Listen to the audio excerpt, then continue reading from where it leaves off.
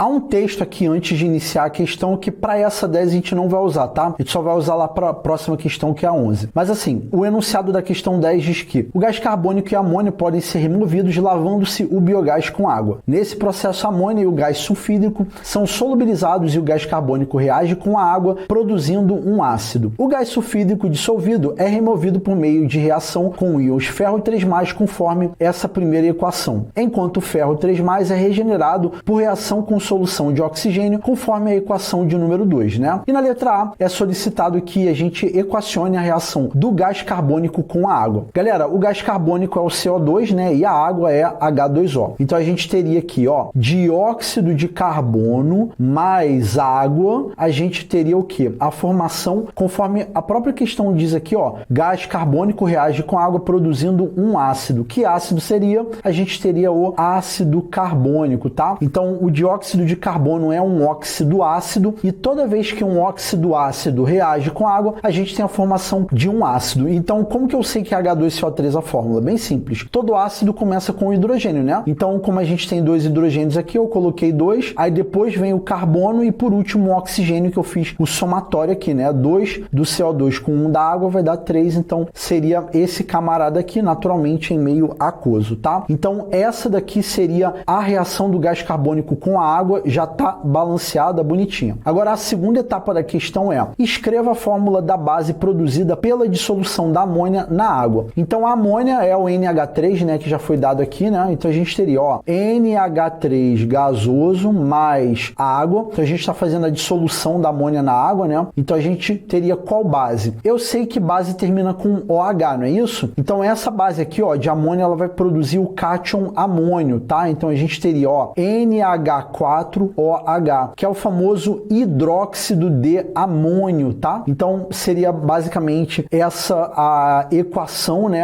E aqui ele só pediu a fórmula, ele não pediu a equação, mas aí eu tô fazendo aqui para vocês entenderem qual é a sacada. Essas duas equações, tanto a em vermelha quanto a azul, são equações que são famosas na química, né? Se a gente está pensando aí num contexto de exame discursivo, esse tipo de conhecimento aqui ele já deve estar bem enraizado aí em você que está acompanhando aqui o vídeo, beleza? Mas aí entra um momento, né, do vídeo em que a gente dá alguns conselhos e tal. Se por acaso isso que eu fiz sou algo completamente tipo assim, caraca, Marcelão, eu nunca vi isso. Então é um assunto muito importante que você deve ver. Por quê? Porque tudo que foi solicitado aqui na letra A são assuntos que são comuns, não tem nada assim fora da curva, beleza? Então essa equação aqui, né, de formação do ácido carbônico é uma reação muito famosa. O ácido carbônico é muito famoso, assim como essa equação aqui de formação do hidróxido de amônio é também muito famosa. Pois bem, resolvida a letra A, agora a gente vai para a letra B. Ó, indique o agente redutor da reação de remoção do gás sulfídrico. E aí depois ele pede uma outra coisa que depois a gente vê, tá? Mas enfim, a gente tá tendo aqui no enunciado falando que o gás sulfídrico é removido por meio de reações com íons ferro 3+. Então o que vai rolar aqui, galera? Ó, a gente inicia com ferro com NOx 3+, e termina com NOx 2+. Então, ó, se liga que o ferro, ele sofreu uma redução, não é isso? Então, quando o NOx diminui, a gente tá falando que houve a redução. E toda vez que a gente tem a redução é porque ocorreu o ganho de elétrons. A letra B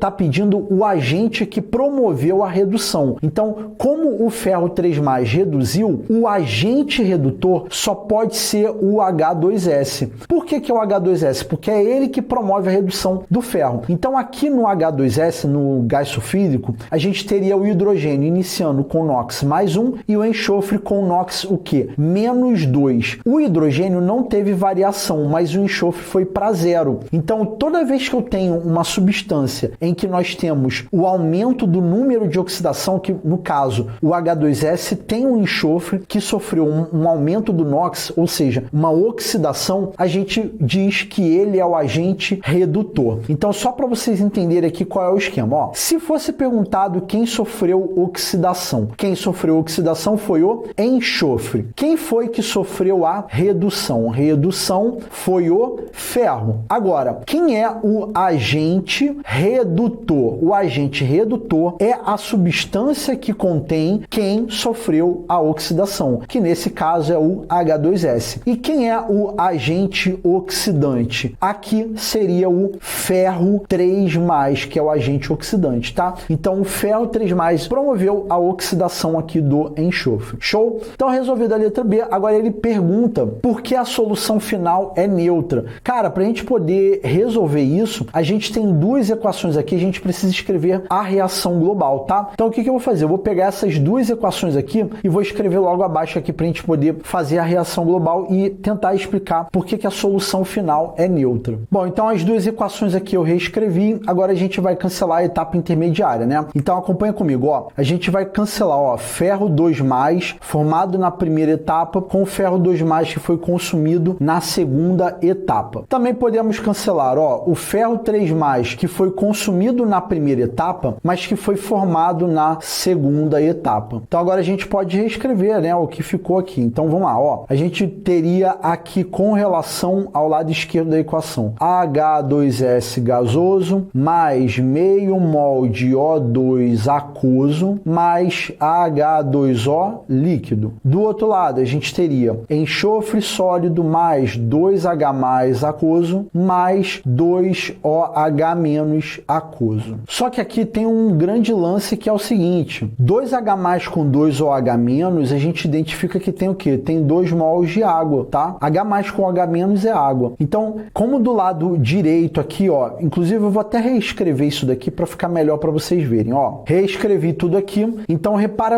comigo, ó. Aqui do lado direito eu tenho 2 águas, do lado esquerdo eu tenho uma. Então, eu posso cancelar aqui e cancelar esse coeficiente 2, ficando apenas 1 aqui, tá? E aí, claro, né, que eu vou reescrever isso daqui. Então, a gente teria H2S gasoso mais meio mol de O2 aquoso, produzindo enxofre sólido mais água líquida. Então, qual é a sacada, galera? Tudo isso que eu fiz, eu imagino que a maioria dos candidatos que estavam fazendo essa prova fizeram para poder chegar na reação global. Eu quero que você entenda com a minha fala que ter a reação global, ela é fundamental para você explicar por que a solução final é neutra. Então, primeiro passo, o candidato que estivesse fazendo essa prova deveria escrever a reação global chegando nisso daqui e explicar por que a solução final é neutra. E aí, galera, a explicação por que a solução final é neutra, porque de acordo com a reação global a gente só está produzindo água, né? Então eu tenho enxofre sólido e água, então acaba que o meio final ele é considerado que neutro. Lembre-se que sempre quando a gente fala meio ácido, meio neutro, meio básico, a gente está pensando em solução aquosa, tá? Aqui eu tenho o enxofre sólido, conforme a reação está falando, eu não estou trabalhando com nada aquoso. Então aqui, como de acordo com a reação global eu só tenho água líquida, então acaba que o meio é neutro, beleza? Então basicamente isso, o candidato ele, inclusive poderia, né, além de escrever a resposta, o que eu fiz aqui no vídeo foi apenas falar para vocês, né, o que poderia ser colocado, mas você poderia utilizar ali a reação global também para embasar a sua resposta. Na real, eu até recomendaria, né, que se uma questão como essa, parecida, caísse em provas futuras, você escrevesse a reação global justamente para poder dar mais base para sua resposta e, claro, também não esquecer, né, de escrever lá que se trata da reação global, né? Se você organizar sua respostazinha colocando lá os cancelamentos das etapas intermediárias, você também poderia colocar lá na sua resposta sem problema. Show? Então é isso, galera. Espero que possa ter dado para entender aqui a resolução da letra B e, consequentemente, o final da questão de número 10.